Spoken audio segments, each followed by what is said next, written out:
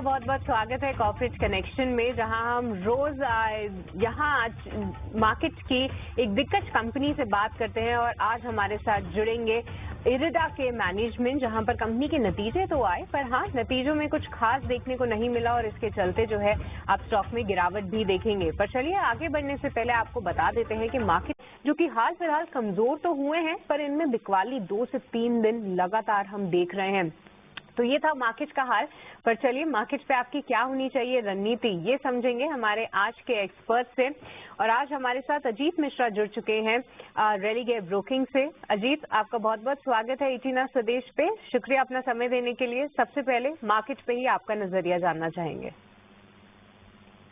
शुक्रिया सृष्टि। तो सृष्टि देखिए, मार्केट जाते जाते फ्राइडे के दिन थोड़ा सा प्रेशर झेलता हुआ नजर आ रहा है, कंसिडरिंग कि अभी तक जो हम देख रहे थे लास्ट वीक एक टाइट रेंज कंसोलिडेशन, उसी का कंटिन्यूशन था पूरे हफ्ते। लास्ट दो ट्रेडिंग सेशन में टोन थोड़ा सा बदला है। आज के सेशन में सबसे बड़ी प्रॉब्लम जो हुई है कि अपने शॉर्ट टर्म एवरेज के नीचे निफ्टी का फिसलना। तो ये 25,280 के पास 20 डेज का एक्सपोनेंशियल मूविंग एवरेज निफ्टी में प्लेस था, जिसके नीचे आज ये फिसला है और उसके नीचे अभी ट्रेड भी कर रहा है।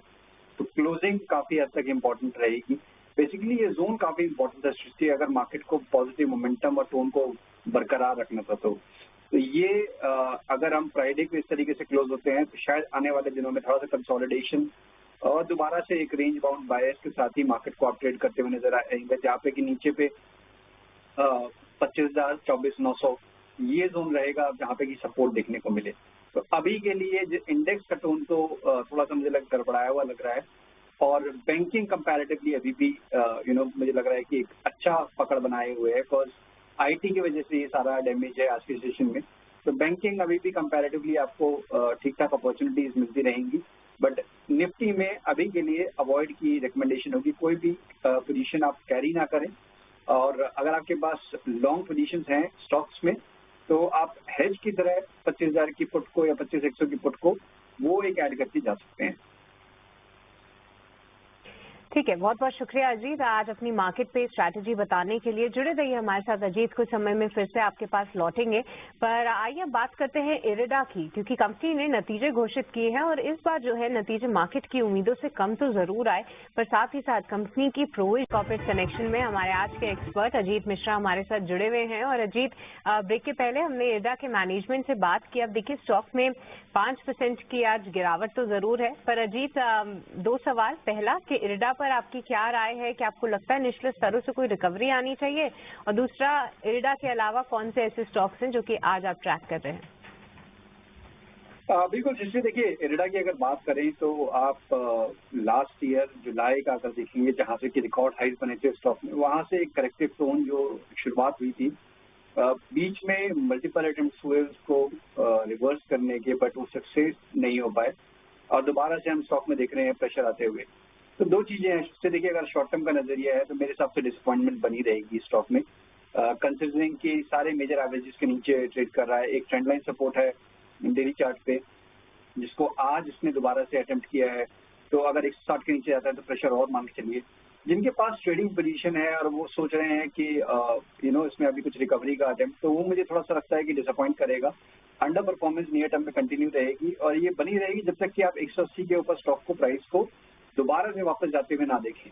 तो अभी के लिए शॉर्ट टर्म का नजरिया है तो एग्जिट करके रखें, दोबारा से री एंट्री के लिए 180 के ऊपर जब जाए स्टॉक या फिर कोई एक रिवर्सल पैटर्न फॉर्म हो तब देखें, उससे पहले नहीं। अब आते हैं स्टॉक स्पेसिफिक कहाँ पे फोकस करें। गिरती हुई मार्केट में कुछ एक ऐसे पॉकेट हैं जहाँ पे की स्ट्रेंथ बनी हुई है। उनमें से पहला नाम जैसे कि मैरिको का फ्रॉम दी एफएमसीजी बास्केट, जहाँ पे कंसिस्टेंसी है ट्रेंड में। मुझे लगता है कि आउट परफॉर्मेंस इस तरीके से दिखाई है इसने काफी लंबे टाइम से, ये बनी रहनी चाहिए। तो स्टॉक कभी अभी 726 के पास ही ट्रेड कर रहा है, तो 710 के स्टॉप लॉस के साथ 760 तक के टारगेट्स के लिए आप मैरिको को देख सकते हैं। दूसरा नाम from the power basket NTPC का, काफी अच्छे कंसोलिडेशन के बाद स्टॉक अपने मेजर एवरेजेस को रिक्लेम कर रहा है। स्ट्रॉन्ग वॉल्यूम प्राइस एक्शन दोनों ही इंडिकेट कर रहे हैं यहाँ से रिकवरी स्ट्रेंथन होनी चाहिए। तो 342 के पास स्टॉक ट्रेड कर रहा है, 335 के स्टॉप लॉस के साथ 354 तक के टारगेट्स के लिए एनटीपीसी को भी आप लॉन्ग कर सकते हैं। ऑलराइट, बहुत बहुत शुक्रिया अजीत, आज आपने वक्त निकाला और हमारे साथ जुड़े भी, मार्केट पे भी व्यू दिया, अपने स्टॉक कॉल्स भी दिए, बहुत बहुत धन्यवाद। तो चलिए एक बार मार्केट्स पे नजर डाल लें। हालांकि गिरावट तो जारी है, पर अब 200 अंकों की कमजोरी आप देख रहे हैं। निफ्टी 50 पे 25,150 के आसपास ट्रेड करता हुआ दिख रहा है। वहीं निफ्टी बैंक भी गिरावट में बात बिल्कुल, स्टॉक्स भी हैं, खबरें भी हैं और बहुत सारे अहम सेगमेंट हैं जिनका इंतजार रहता है दर्शकों को। तो इस छोटे से ब्रेक के बाद स्टॉक्स फटाफट आपके लिए लेकर आते हैं।